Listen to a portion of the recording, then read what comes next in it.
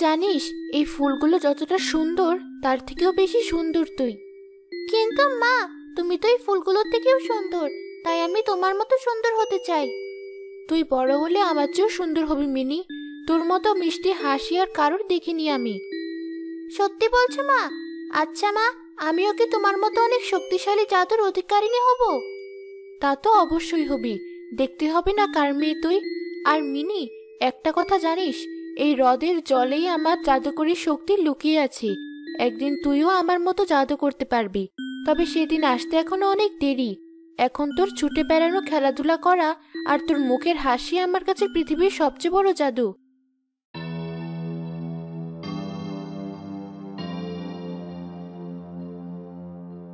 হা হা হা হা হা। পরি মায়া, তোর সুখের দিন শেষ। এবার আমি তোর কন্যাকে নিয়ে যাব। আমার মেয়েকে আমি কোথাও নিয়ে যেতে দেব না। আমার মার সাথে তোমার শত্রুতা ছিল, আমার সাথে নয়। মা যেমন আমাকে তোমার কাছ থেকে সবসময় বাঁচিয়ে রেখেছে, আমিও তেমন আমার মেয়েকে তোমার কাছ থেকে বাঁচিয়ে রাখবো। তুমি চলে যাও এখান থেকে, নয়তো খুব খারাপ হবে। হা হা হা হা হা। এজন্যই তো তোর মা মরার পর তোর মেয়েকে ধরতে আসলাম। তোর মার সাথে জাদু শক্তিতে আমি কখনোই পেরে উঠতাম না। আর এটাও জানি যে এখন তোর কাছে কোনো জাদু ক্ষমতা নেই। আমার অভিশাপের কারণেই তোকে 1 মাস জাদু ক্ষমতা ছাড়া থাকতে হয়। তার মানে তুমি আমাকে হাতে আঁচড়টা দিয়েছিলে, যার জন্য আমার আজ এই অবস্থা? হ্যাঁ, তোর মার সাথে আমার সংঘর্ষ হয়েছিল একবার। সেদিন তার সাথে আমি লড়াইয়ে পারিনি বলে তুই এখনো বেঁচে আছিস। তবে তোকে মারতে না পারলেও তোর হাতে ওই আঁচড়টা ঠিকই বসাতে পেরেছিলাম। কিন্তু তুমি জানো না আমার জাদু ক্ষমতা আমি কোথায় লুকিয়ে রেখেছি। আমার জীবন চলে গেলেও আমার মেয়েকে আমি তোমার কাছ থেকে রক্ষা করব। তোমার মতো ডাইনি মা মেয়ের ভালোবাসা কখনো বুঝবি না। এক সময় তোর মেয়ের মতো আমারও এক মেয়ে ছিল, কিন্তু তোর মায়ের আদেশে এক সাধু বাবা আমার নির্দোষ মেয়েকে মেরে ফেলে আর আমার অধিকাংশ ক্ষমতাই কেড়ে নেয়। আমার মেয়েকে আমি ফেরত পাবো না জানি, তাই তোর মেয়ের মাধ্যমে আমি আমার জাদু ক্ষমতা ফেরত পেতে চাই। না! ডাইনি ছুটে এসে মায়াকে ধাক্কা মেরে ফেলে দিয়ে মিনিকে ধরে নিয়ে যায়।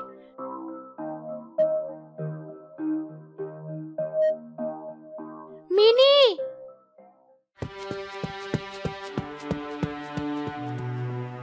কি হয়েছে মায়াপরি? এভাবে চিৎকার দিলে কেন? ডাইনি আমার মেয়ে মিনিকে চুরি করে নিয়ে গেছে। তোমরা কি আমাকে সাহায্য করবে? এখন আমার কোনো জাদু ক্ষমতা নেই। ভয় পেও না মায়াপুরী, আমরা সবাই তোমার সাথে আছি। আমরাই ডাইনিকে শিক্ষা দেব। আমার এক বন্ধু জানে ডাইনির গুহা কোথায়। সে পাশের গ্রামে থাকে। এখান থেকে যেতে 1 দিন লাগবে তাদের গ্রামে। তাহলে আর দেরি কিসের? ওই ডাইনির ক্ষমতা আগের চেয়ে অনেক কম। আমরা সবাই মিলে ওকে আক্রমণ করলে ও আমাদের সাথে পারবে না। মিনির কোনো ক্ষতি হওয়ার আগে চলো আমরা সবাই মিলে ওকে উদ্ধার করার ব্যবস্থা নেই। ওই লোকের সাথে দেখা করি। হ্যাঁ চলুন, আমাকেও নিয়ে চলুন আপনারা। মা, কোথায় তুমি? আমি ভয় পাচ্ছি।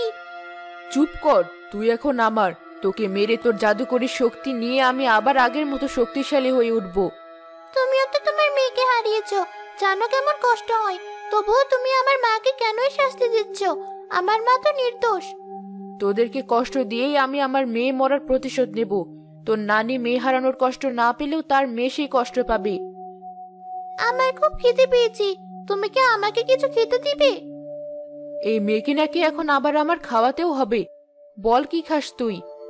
মধু, মধু আমার অনেক প্রিয়। কি যন্ত্রণা! এখন আমি মধু পাবো কোথায়? আচ্ছা তুই থাক, আমি দেখি আশেপাশে কোনো গাছে মধু পাই কিনা। একদম পালানোর চেষ্টা করবি না বলে দিলাম কিন্তু।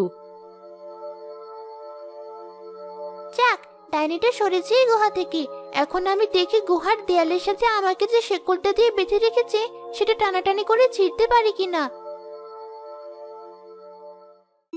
কতদিন পর মধুর খোঁজে বের হয়েছি।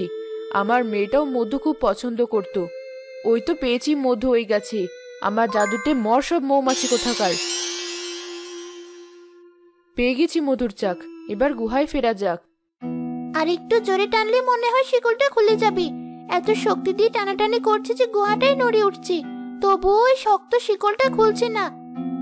এই দেখ তোর জন্য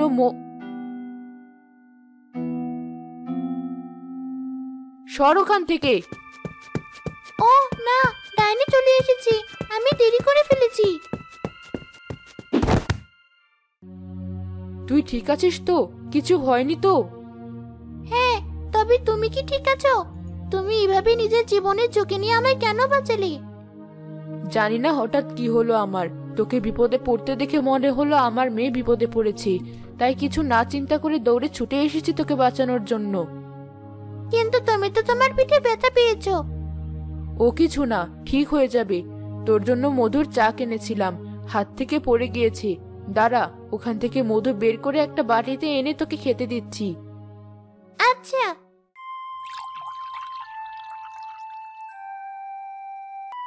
এই নে।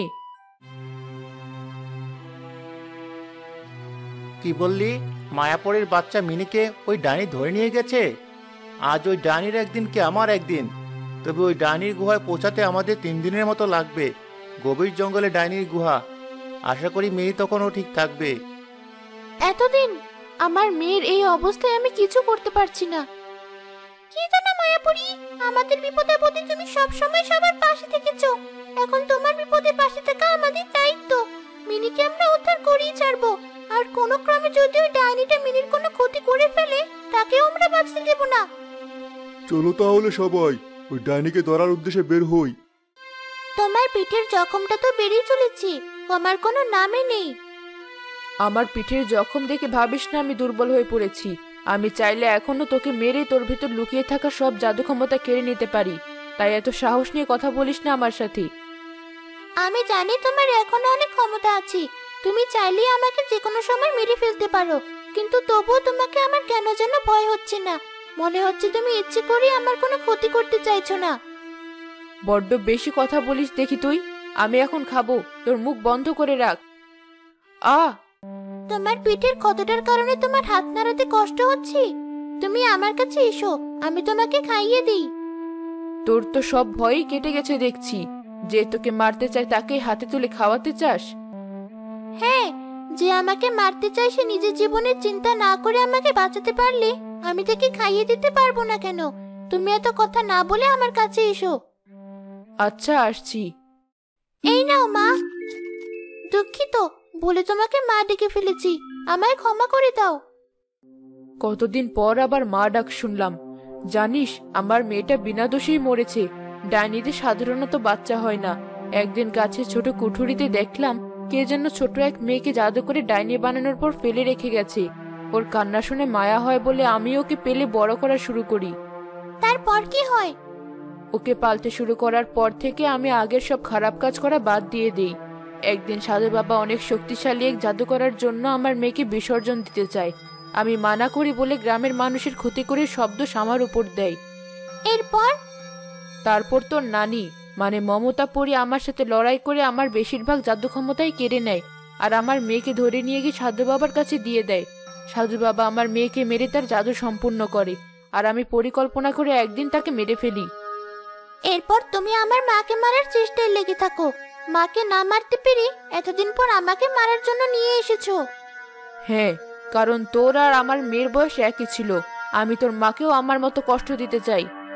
কিন্তু তোমার মেয়েকে তো আমার মা মারিনি, আমার নানি মেরেছিল। তবুও না বুঝি। আমি নিশ্চিত সাধু বাবা বলেছিল তোমার মেয়েও সবার জন্য ক্ষতিকর হবে একদিন।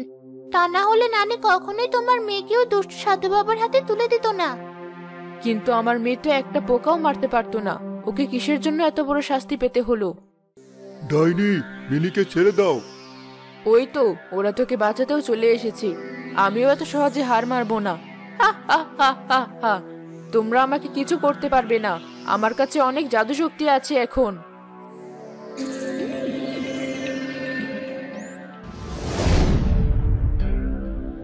ডাইনি, তোমার কুকর্মের শাস্তি তুমি পাবে। আমি আমার গ্রামের রক্ষক। আমি আমার জাদুকরী শক্তি পেয়েছি জঙ্গলের গাছপালা থেকে। ডাইনি, তুমি পালিয়ে যাও, নয়তো ওরা তোমাকে মেরে ফেলবে। এই ক্ষত নিয়ে আমি এমনিতেও বেশি দিন বাঁচবো না। যা, তোকে ছেড়ে দিলাম। তোর মায়ের কাছে ফিরে যা।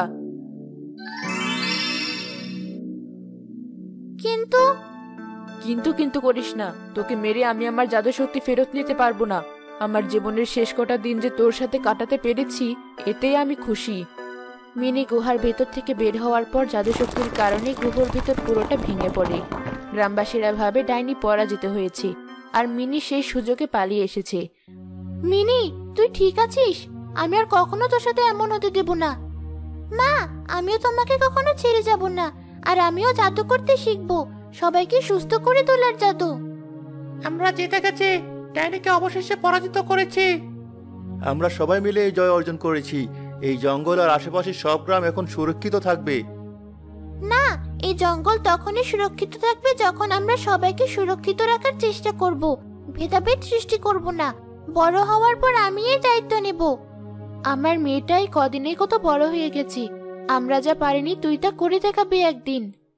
মিনিও ধীরে ধীরে তার মায়ের মতো জাদু করতে শিখে। বড় হওয়ার পর জঙ্গল আর গ্রামের দায়িত্ব নেয় সে।